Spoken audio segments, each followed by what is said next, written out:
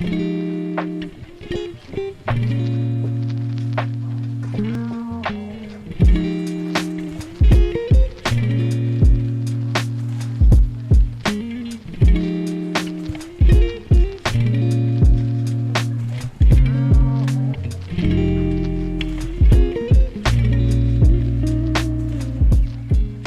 I first read The Bluest Eye, I finished reading this, I want to meet her.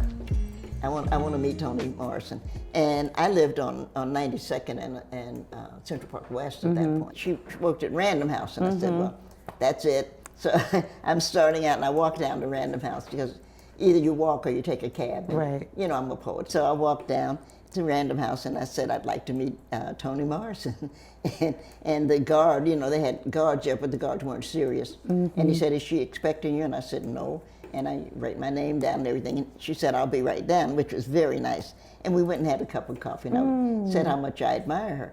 And how much, you know, that book was such a, well, Toni's brilliant. Yes. And so I really, really enjoyed it. And I hadn't really tracked anyone else down. And then there was you. So I just don't make a habit of tracking people down. And so that's the company for whatever it means that you're in. And when I go into a bookstore, I go to the YA section and to the children's section. And there you were. And I said, Watson, well, that's my parents, that's my mother's maiden name. And I thought, oh, I wonder if she's kin to, she's kin to us. And so, of course, the book was wonderful. But then when I think I wrote you a note and just told you how much I loved it. And I don't normally bother people. That was not bothering me at all. Or you can always bother me. If that's what you call bothering, please bother me. I like a note, and I really did love it so much. And I thought, well, you know, and if we ever have a chance, I'd love to meet you because we're probably cousins. I know we never figured that part out, but yes, I claim you as family for sure. And I'll never forget opening that letter. First of all, I grew up reading you. I love your work. I've taught it. So I first was introduced to you just as a little kid reading your poetry. And then as a teacher, a teaching artist, I would always teach your work to young people who wanted to be poets, who were rising writers. So to get a letter from you, I was just like, this is not happening, this is not real, what is my life? It meant so much to me that you would reach out, that you took the time to find me and actually handwrite. You know, we don't get mail anymore like that. So it also just felt special. And yeah, I feel like we became pen pals for a while before we could meet in person, which was also nice. So I have all my Nikki Giovanni letters in a safe space in my home, and I cherish them. It meant a lot to me, for sure. Thank you a lot. I just wanted to reach out because I really enjoyed what you were doing. I mean, obviously you're a good writer, but there was something also comforting. You know, when you read some books, it's just like, okay, I learned something. And then you read some other books, and it's just like, you know, like your grandmother's telling you a story. Not that you're my, you know, but no, I got you. It's that kind of family story. And I thought, oh, I really like the way it just feels right, you know. And thank you. You're one of those people you can, in my opinion, that you can get a bowl of soup and read and eat. You know, you can't read and eat with everybody. Is that I think that's fair to say. You really can't. And I said, oh, this is great. And so I'm just sitting down reading you and enjoying it. And I thought, that's why I said, no, she's got to be kin to us. We're going to claim her whether she likes it or not. Listen, I receive it. We can. And it's not by blood, by a different kind of connection. I've always felt so connected to your work. I remember being a child. I grew up in Portland, Oregon, and just a very white curriculum. And the only time that they really talked about Black folks was Black History Month, and it was usually through the lens of pain and struggle. Even if they were saying, you know, you overcame and your people did great things, it was always still through this lens of strife. And what I remember, I didn't know how to articulate this as a child, but I remember reading your poems like Knoxville, Tennessee, The Reason I Love Chocolate, those kind of poems that just were just like, oh, these are everyday Black folks. They talk like me, they sound like me. Simple poems that just anchor the reader in the humanity of Black folks. And I needed that as a kid. And again, I didn't know that. I didn't realize what was happening to me, but I'm so grateful that I had your work and that I had something to balance and counter the story that was being taught in school. I feel like I've learned so much of history and who the people I come from through poetry. Outside of the classroom. Thank God I had a mother who was always taking me to the library, always putting books in front of me and kind of supplementing what wasn't happening in the classroom. And so your books and your poems were some of my first openings to poetry and learning that you could just write about your life and just write about everyday people, and it empowered me. So I absolutely am your daughter in that way because I was raised by you and your work. So much of, I think, the way that I write is because I was reading you and other poets like you. So thank you. Sure, Langston. Yeah. And unfortunately for me, I never got to meet Mr. Hughes. So I've always admired as I got to know your work, I admired the work that you were doing in Harlem at the Langston Hughes. Oh, thank you. And I thought, well, that's important because you're keeping that generation alive. You're helping people to know, that this man, these people existed.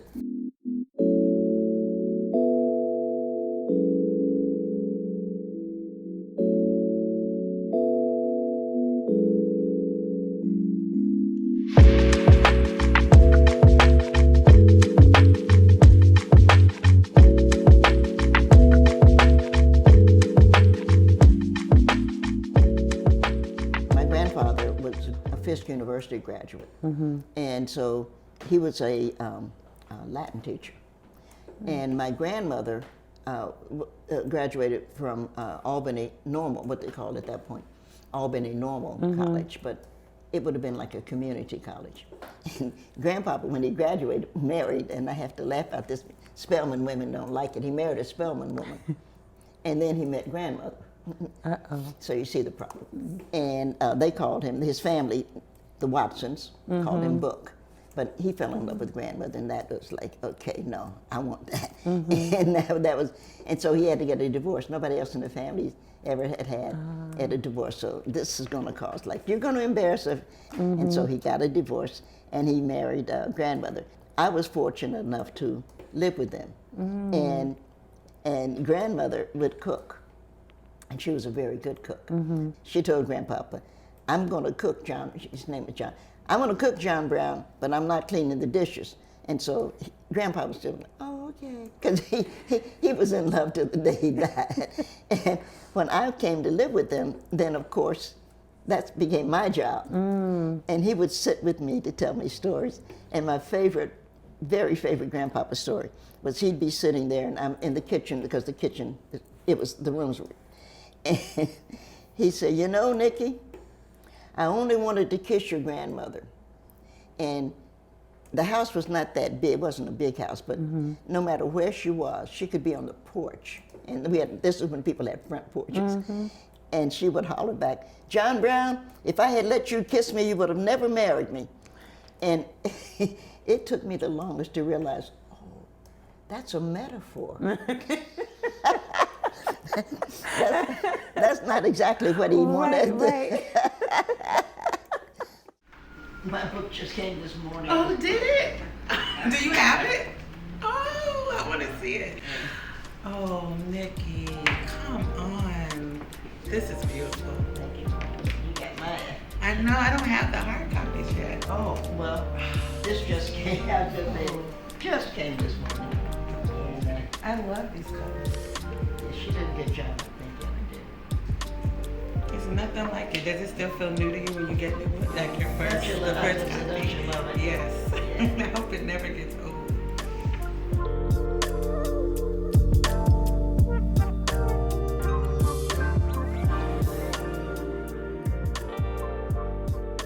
Like, I love your book, A Library, and this little girl is discovering books and words and falling in love with what a library is. It's magical, safe space. But you go to the library because it's safe, because you got the books and the books themselves. open up another, they open up another world. A whole world. They do. And what I loved about it so much, and see, your generation practically doesn't know it, is the card. This is a card catalog. And I love a card catalog because in many respects, they were more interesting than some of the books. Right, I remember. You'd go through and you'd flip and you'd find, oh, I wonder what that's, this is the card catalogs were a discovery. And I think the libraries are a discovery, the library itself. And I mentioned at the end, in the end paper, because I was asked this question by my editor, but she said, well, what can you tell me about your library? And I said, I can tell you that one, I forget most things, but my librarian was named Mrs. Long. I'll always And you remember her. Yeah. And you'd be amazed at what I don't remember, but I remember Mrs. Long. And she would always, what you reading now? And whatever I was into, and I remember very much wanting to read Darwin, and then wanting to read Rachel Carson, Silent Spring, because I was interested in birds and things. What I didn't know was that we didn't have those books in the Carnegie Library. Okay. Andrew Carnegie made the libraries for what he called the colored libraries. And so she had to go uptown to the Lawson McGee Library. And I never, until I got grown, until I was in college, what she must have gone through to stand there while the librarians did everything that they were doing, and she's just standing there because she can't interrupt them, And they finally said, well, what do you want? And she's going to say, well, I'm looking for Charles Darwin, Origin of the Species. And they would say, well, what do you want that for? And she, well, I need it for one of my readers. But they're going to make fun of her. And she's going to have to stand there and let them until they finally give her the book. And I was grown before I realized what she must have gone through to get some of the books that I wanted. So we had a library close enough in walking distance that my mom was okay with me and my friends in the summer walking to the library. And I remember staying all day. Like I would just lose myself reading, and like you, really had a connection to the librarian who I felt was choosing books for me. Like it wasn't just, I could choose anything, which is also so freeing about a space where a young person can go into and there are choices and no one's telling them you can't read this, you can't do that, You just go in and there's knowledge and wisdom available for you, and you can literally travel to other worlds because of a book. So she would pick out things, I think you'll like this, I think you would like this. And I would read, and get all these words in me in the summertime. And then school would start, and I had a teacher who saw the gift of writing in me. Like she would I could bring her things that I was writing at home. It wasn't the class assignment.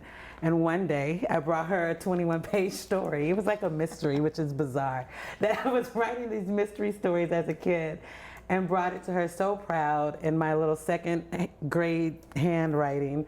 And she read it and gave me feedback and told me, you should get a journal, you should start writing, show me whatever you want to show me. You don't have to, but I'd love to read more. So I fell in love with words as a kid, and then it just grew from there because of adults who sacrificed, fanned the flame. I had a high school teacher, Linda Christensen, I always talk about her, who would bring us books that were not on the curriculum. We're right now going through all the banning of books and people trying to put in law what young folks can read. And I think about talking about sacrifice that our teachers and librarians make. And it was such a gift to me because I felt seen. I felt like this teacher was teaching beyond the standards or the curriculum that the school wanted her to teach. And she was really thinking about what do these students need and how can I bring them their world and bring them what matters. And I so appreciated that she would handpick books and go outside of the margins and teach us for real, teach us about life. So now as a writer, I'm thinking about all these teachers who are being told what not to put in the classroom, and grateful for them that they still find a way to make sure young people are reading our work and being exposed to the truth and having conversations that matter, and that they're not shying away from that. I actually think more of that is happening than we know. You know, they don't get the mic. We don't get the stories on the news about those activist teachers who are in the trenches doing the work. But I've met some of them, and I'm honored that they choose to still, you know, fight and do what they're called to do in the classroom with our young people.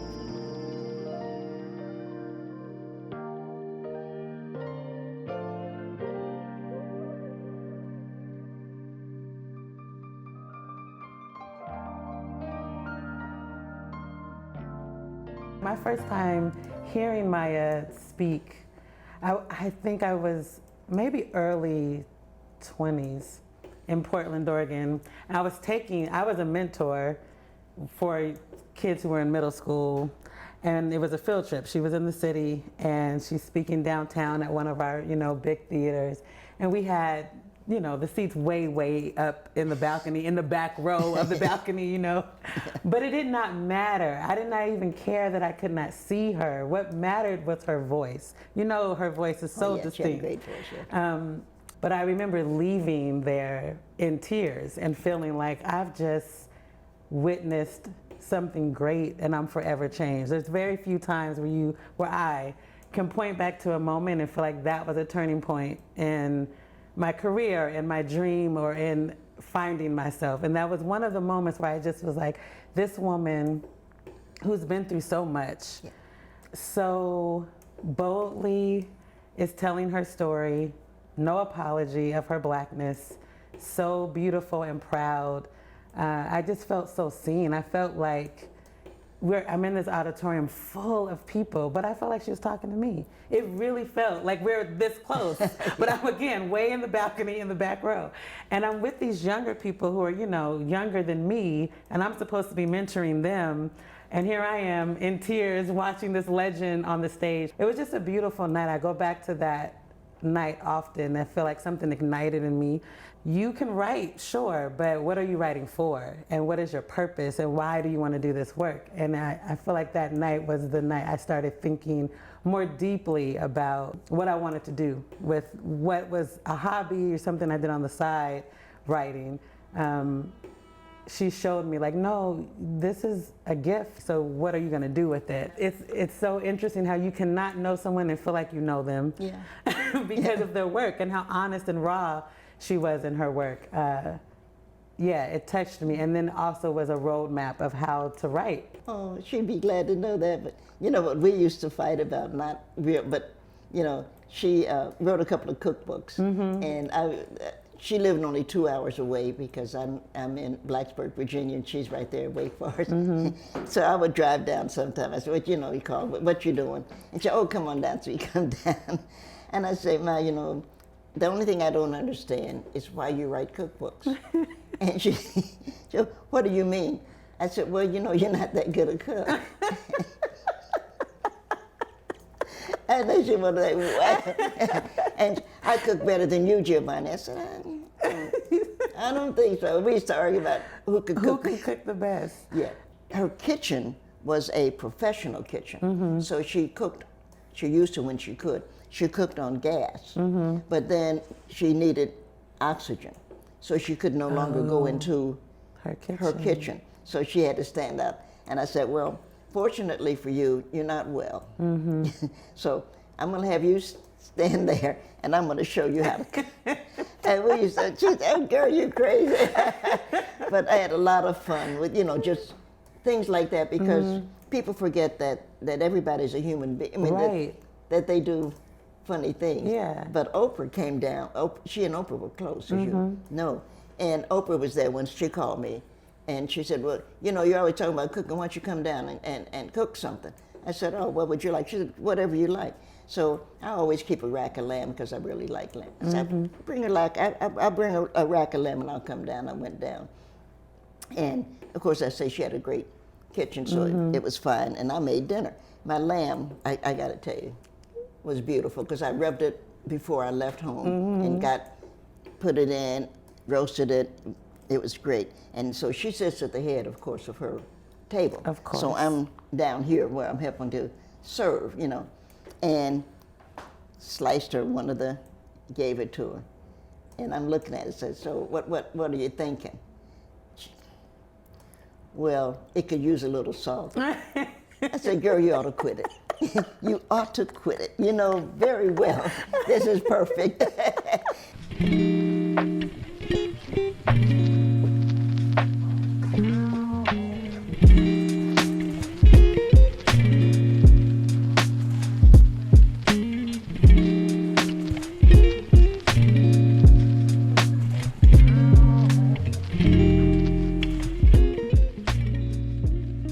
What keeps you not doing the same thing over and over? I enjoy my career and I like the people. Do you still, so you still love writing and love? Oh, yeah. Yeah. Yeah. See, I did, and this is my latest book, a library. Mm-hmm. And I enjoyed developing this, and I, like you, had a love of libraries. Mm-hmm.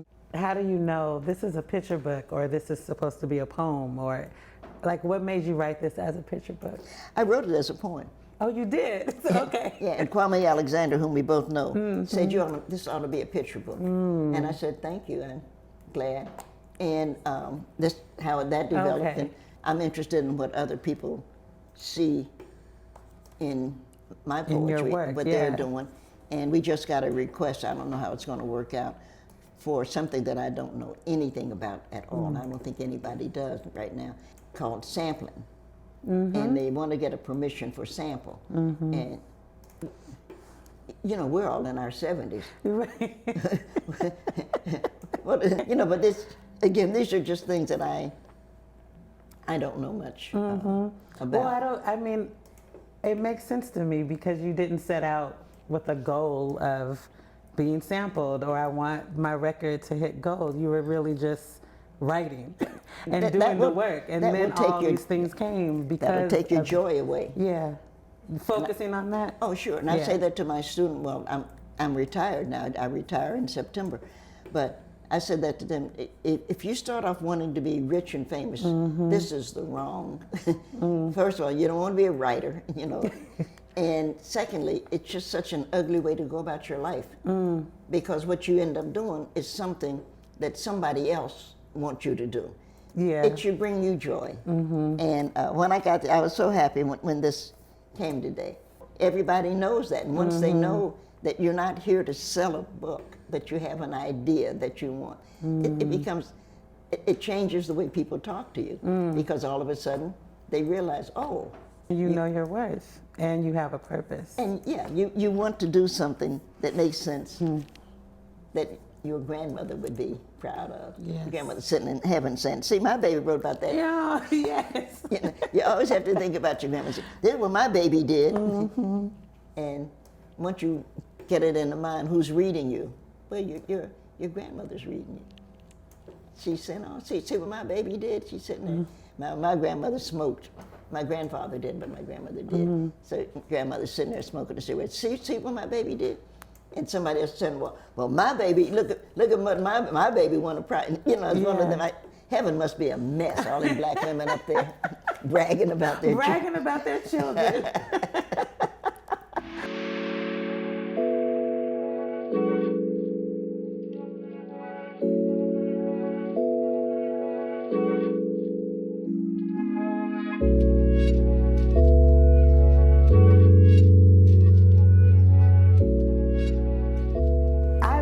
Nervous when I know you're reading anything of mine.